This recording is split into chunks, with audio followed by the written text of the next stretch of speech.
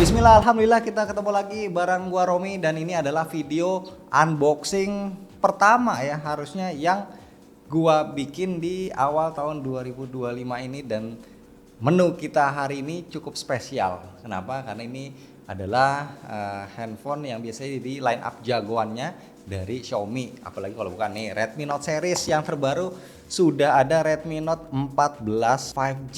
Nah, gua nggak tahu nanti yang masuk ke Indonesia seri apa aja. Kalau dulu, nih kita flashback sedikit ya. Dulu di Redmi Note 13 series itu kan ada Redmi Note 13 yang biasa nih, tuh. Redmi Note 13 yang biasa. Kemudian ada Redmi Note 13 Pro 4G. Kemudian ada Redmi Note 13 Pro yang 5G. Nah, kita balik lagi ke Redmi Note 14. Kalau kita lihat ini handphone dusnya kok kayak rada-rada beda gitu ya. Kalau yang dulu kan penampakannya full body nih, handphonenya ada dipajang di depan belakang. Kalau yang Redmi Note 14 ini yang 5G, menurut gue sih lebih fresh ya kelihatannya ya desainnya. Di handphonenya nggak kelihatan seluruh body dan bagian depannya tuh ngumpet. Di sini langsung dipajang 108 MP AI kamera dan 45 watt turbo charging. Nah, ini juga setahu gua Redmi Note 14 yang udah dirilis duluan di China ataupun di India mungkin ya, itu setahu gua kameranya kayaknya 50 megapiksel, tapi ini 108 megapiksel. Apakah ini khusus untuk Indonesia? Kalau beneran khusus untuk Indonesia, nah ini salut buat Xiaomi ya yang sudah berani membedakan spesifikasinya. Nah, di sini ada di belakang tulisannya dibuat di Indonesia Redmi Note 14 5G. Ini warnanya midnight black, walaupun warna depannya ini kayak purple, tapi ternyata yang gua punya ini adalah varian warna black. Setahu gua harusnya ada warna lain yaitu putih, hitam, dan ada purple, ungu. Nah, ini variannya gokil juga nih, dikasih 12, 5, 12 giga. Nah, mungkin ini bisa jadi varian yang tertinggi. Gua nggak expect bakalan ada yang 512. Tadinya gue pikir ya 128 atau 256 gitu ya, nggak akan dikasih setinggi ini speknya. Harusnya ada yang versi 256 ya di bawahnya, nanti to be confirm. Terus ini udah dirakitnya di Satnusa Persada. Nah, spesifikasi yang unggulannya ditulis nih paling depan nih 108 MP AI camera system with OIS. Ada OIS-nya. Terus ngecasnya bisa 45 watt. Baterainya 5110 mAh. Nah, ini chipsetnya pakai Dimensity. Pelindungnya udah Gorilla Glass 5. Refresh rate layarnya udah 120 Hz dan juga punya IP rating 64. Bismillahirrahmanirrahim. Nah, ini handphonenya kita lihat dulu. Di sini kompartemen yang pertama kita dapat SIM ejector, terus dapat quick guide, ada ini ya ucapan terima kasih, tapi tidak ada foto pentolannya, nggak ada foto. Kalau dulu kan mungkin ada ya kayak Bung Andi atau segala macam, ini nggak ada fotonya, cuma tulisan aja. Terus ini ada casingnya, cukup premium casingnya ya. Ini teman-teman harusnya udah sering ngeliat di handphone Xiaomi, jadi bukan yang transparan. Nih kelasnya ada yang di atas casing transparan walaupun masih sama-sama silikon. Tuh bagian dalamnya ada garis-garis kayak gini ya. Terus ini handphonenya, lalu kita dapat masih dapat charger, so pasti ya 45 watt sesuai dengan kemampuan fast chargingnya.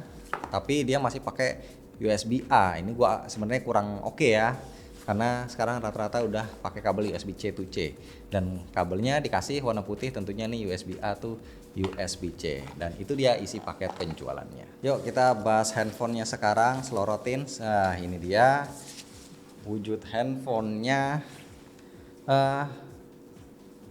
Apa impresi awal nih lumayan lebih berbobot dari yang gua kira ya, kayak apa ya, build quality kayak bagus gitu ya kesannya.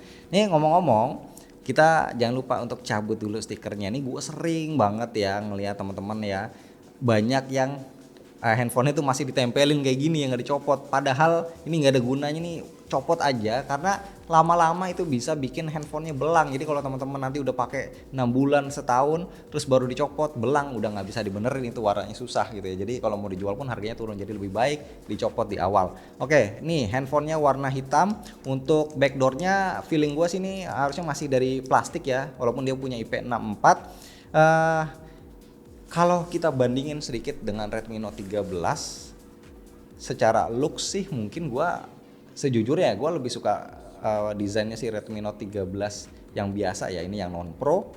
Kelihatannya lebih fresh aja gitu ya. Terus dia juga punya ada warna yang berbeda kayak gini. Sementara kalau di Redmi Note 14 yang 5G ini ya basic aja, kayak keseringan kita lihat handphone-handphone menengah dari China pada umumnya. Terus juga dia bagian belakangnya kalau yang dulu kan flat aja, kalau yang ini dia agak-agak melengkung gitu. Tapi untuk frame-nya ini sama-sama flat, dan untuk dimensi ini sebenarnya bisa dibilang sama lah ya, cuman agak sedikit lebih berat. Ini kalau nggak salah 190 gram Redmi Note 14 5G, sementara Redmi Note 13 ini sekitar 175-an gram ya, kurang lebih beda 15 gram. Kita lihat body tournya, di bagian atas di sini masih disediain jack audio, terus ada grill speaker, ada infrared blaster, ada mikrofon, di sebelah kanan ada tombol power, ada tombol volume. Di bagian bawah ada grill speaker, ada mikrofon, ada slot kartu. Ini harusnya bisa menampung micro SD, tapi bukan dedicated ya, share, karena internalnya juga udah gede. Terus ada USB-C. Di sebelah kiri ini kosong, jadi dia nggak punya garis antena di sini. Sekarang kita lihat bagian layarnya. Tada, woi, sudah booting, sudah gua set up. Ini tampilan depannya kayak gini. Tapi ngomong-ngomong ya, seingat gue ya, kayaknya dulu Redmi Note 13 itu kan layarnya bezelnya tipis dan simetris. Ini nggak setipis itu sih gitu ya. Walaupun sebenarnya ini bisa dibilang ya masih oke, masih enak, dilihatnya masih simetris. Cuma nggak setipis yang dulu. Yuk kita, biar enak kita buktiin nih di Redmi Note 13.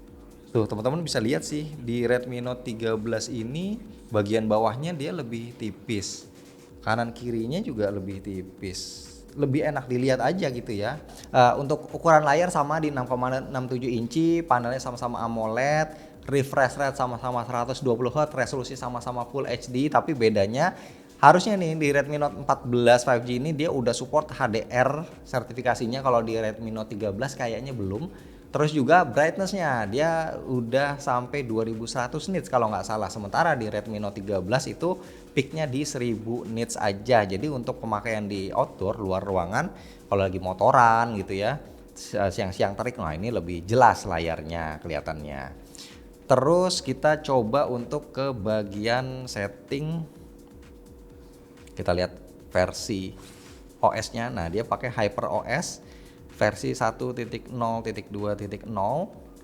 dengan Android-nya di Android 14 ternyata. Dia belum Android 15. It's okay ya, karena memang belum banyak juga device yang pakai Android 15. Untuk security patch-nya ada di bulan Oktober, sudah cukup tertinggal, yang mana ini kan bulan Januari, tapi ya it's okay lah, belum lama-lama amat ya, ketinggalan 2-3 bulan 4 bulan masih ya termasuk okay lah.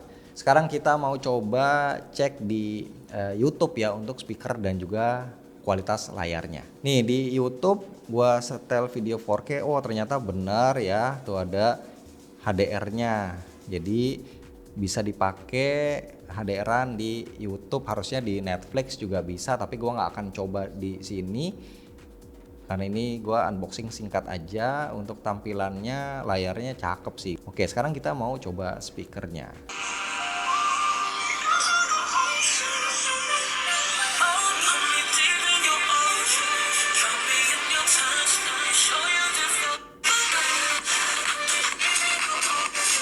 Oke, ini speakernya stereo di atas dan juga di bawah ya, masing-masing ada lubangnya, jadi dia tidak menyatu dengan earpiece untuk speaker yang atas. Untuk volumenya pas gua gedein itu tulisannya langsung 300% gitu, seolah-olah kayak gede banget, dan memang gede suaranya. Cuman kalau yang gua denger sih nggak terlalu yang clear banget ya. Tapi kalau kita ngejar kencangnya ini udah oke ya, dapat buat nonton ataupun buat main game. Nah sekarang kita ngomongin speknya dikit. Gua kasih tahu dulu ya, disclaimer, gua belum bisa ngasih penjelasan detail mengenai spesifikasinya, apalagi skor benchmark. Jadi tidak ada pengujian benchmark, tidak ada pengujian main game. Nah dia pakai chipsetnya Dimensity 7025 Ultra. Ini adalah chipset yang sebenarnya seperti kurang lebih mirip yang dipakai di Redmi Note 13 ya kan, pakai Dimensity 6080. Ini basicnya 6 nanometer dan dia core-nya itu pakai Cortex A78, RAM-nya, storage-nya ini gede ya, 12 GB, untuk baterainya 5110 mAh dengan kemampuan ngecasnya 45 watt. Terus selanjutnya kita akan coba lihat ke bagian kamera. Nah, ini kameranya 108 megapiksel. Nah, ini yang gue bilang di awal ya, agak-agak unik. Soalnya setahu gue Redmi Note 14 harusnya 50 megapiksel. Ya, ini dikasih 108. Tampilannya di sini kita dapat ultrawide 0,6 kali, 1 kali ataupun 3 kali zoom. Bukan 2 kali ya, tapi 3 kali digital zoom. Ini saking tingginya resolusinya soalnya ya. Jadi dia pede ngasih 3 kali optical zoom dan maksimumnya bisa sampai dengan bisa 20 kali zoom. Wih, mantap. Terus ada mode 108 MP-nya nih. Kalau mau yang resolusi aslinya buat di crop bisa pakai yang ini. Kemudian ada mode portrait, vokalnya nggak bisa kita ganti. Kemudian ada mode night mode. Nah, kalau di night mode kita bisa pakai ultrawide 1 kali ataupun 3 kali zoom maksimalnya. Mode lainnya ada pro, panorama, slow mo, time lapse. Oke ya. Jadi teman-teman udah lihat sekilas gua unboxing dan juga nyobain. Ya, walaupun cuma singkat, Redmi Note 14 5G yang versi retail, versi resmi di Indonesia. Menurut gue ini handphone yang cukup menarik kalau lihat harganya, kalau ngintip di e-commerce ya kayak di Tokped. Tapi itu nggak tahu dah itu beneran atau enggak ya, itu juga masih PO, tokonya juga bukan toko official, itu pada majang harga itu 5 jutaan ya. Ya gue berharap harganya pokoknya nanti berapapun harga officialnya harusnya terjangkau, karena ini adalah handphone dari Xiaomi, yang Xiaomi itu biasanya kan ngasih spek yang oke dengan harga yang bisa bersaing, berperang gitu. Dan semoga aja harganya beneran nggak mahal. Terima kasih.